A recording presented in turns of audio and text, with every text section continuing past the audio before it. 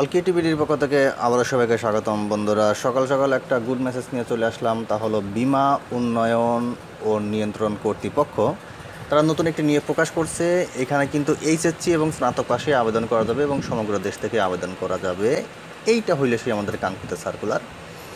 তো আমি এই সার্কুলারটা নিয়ে এখন আপনাদের সাথে জাস্ট সমগ্র বিষয় ডিসকাস করব, কী কী পদ আছে, প্লাস কত টাকা বেতন, কীভাবে আবেদন করবেন, সব কিছু আমি আপনাদেরকে বলে দেবো। তার আগে ছোট্ট রিকোয়েস্ট, বরাবরের মতো এই যদি নতুন নতুন সার্কুলারের আপডেট মেসেজ পেতে চান, এখনই আমার চ্যানেলটিকে সাবস্ক্রাইব করে সঙ্গে রাখুন। বিনিময়ে আপনারা যে কোনো সার্কুলারের আপডেট মেসেজ পেয়ে যাবেন। তো চলুন আমরা কথা লম্বা করে সরাসরি সার্কুলারটি নিয়ে ডিসকাস করি।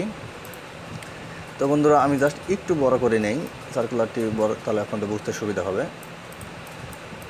দেখতেই পাচ্ছেন, জীবন উন্নয়ন নিয়ন্ত্রণ কর্তৃপক্ষ 37/A, দিলকুশা বাণিজ্যিক এলাকা, ঢাকা। এটা হলো ওদের অফিসিয়াল ওয়েবসাইট। আমি অফিসিয়াল ওয়েবসাইট কেন বললাম, তাহলে আপনারা যদি এইখানে থেকে এই সার্কুলার দেখে যদি আবেদন করেন, ডেফিনেটলি মাঝে মাঝে ওদের অফিসিয়াল ওয়েবসাইটটা ভিজিট করবেন। এতে আপনারা যে কোনো মানে সার্কুলার রিলেটেড যে কোনো আপডেট তথ্যটা সবার প্রথম পাবেন। ওকে, তো যাই হোক, তারা প্রথম যে পত্রিকার কথা উল্লেখ করছে তা হলো প্রোগ্রামার। এখানে সে বেসিক পাবে 35,500, ইন টোটাল 67,010 টাকা স্যালারি পাবে। এটাতে পদ আছে একটা।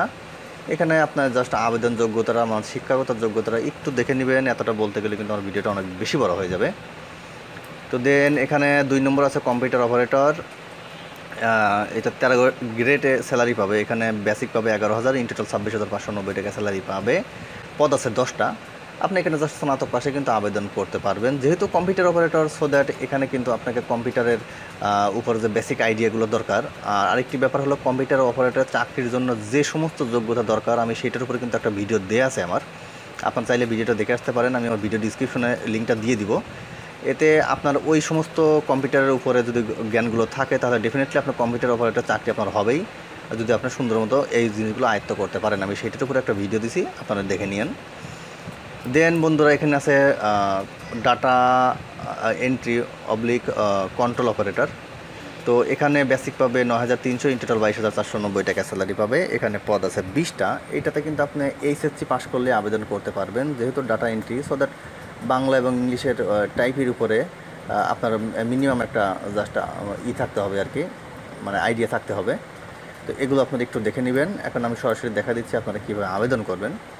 আচ্ছা, আপনি যদি এই সমস্ত মানে জাস্ট পদের যে কোনো একটাতে যদি আগ্রহী প্রার্থী কিংবা আপনার যোগ্যতা থেকে থাকে, সেক্ষেত্রে আপনাকে এইখানে যে ওদের ওয়েবসাইটটা দিছে দেখতে পাচ্ছেন, idra.teletalk.com.bd, এইখানে ঢুকবেন। ঢুকে ওখানে গিয়ে অনলাইনে অ্যাপ্লিকেশন ফর্ম পূরণের মাধ্যমে আপনাকে আবেদনটা করতে হবে। তো আবেদনকারীর বয়স এখানে যেটি বলছে তা হলো 25/3/2020 ভিতরে, সর্বোচ্চ প্রোগ্রামারের জন্য সর্বোচ্চ 35, এবং ডাটা এন্ট্রি অপারেটর আর বাকি যে 2টা কম্পিউটার অপারেটরের জন্য আপনার সর্বোচ্চ 30 বয়স কাউন্ট হবে। কিন্তু এই তারিখ থেকে, আমি আগেই বললাম, 25/3/2020 থেকে। তবে মুক্তিযোদ্ধা সন্তানদের ক্ষেত্রে কিন্তু আপনি আরও 2 বছর অতিরিক্ত পাচ্ছেন, এটা তো বলাই বাহুল্য। দেন এখানে আবেদনের সময়সীমা, অনলাইনে আপনার আবেদনের মানে ফিল আপের শুরু হবে 1/10/2020, অর্থাৎ আজকে থেকে কিন্তু শুরু হইল সকাল 10টা থেকে, এবং এটি শেষ হবে হলো 22/10/2020 সন্ধ্যা 6টার মধ্যে।